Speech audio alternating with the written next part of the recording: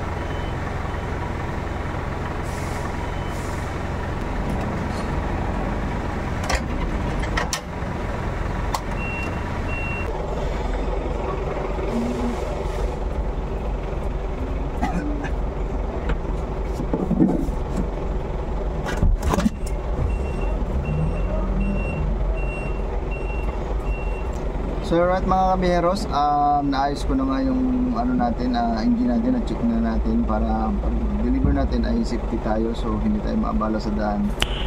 Nice. Kasi emergency lang ay magkaroon tayo ng problema sa ating unit So ayun mga kabiyeros, tips ko lang sa lahat ng mga driver bago tayo magsampa ng sakyan, so laging i-check po yung mga unit nyo para iwas po disgrasya, iwas abala sa daan at saka yung hindi maepektuhan yung mga trabaho nyo.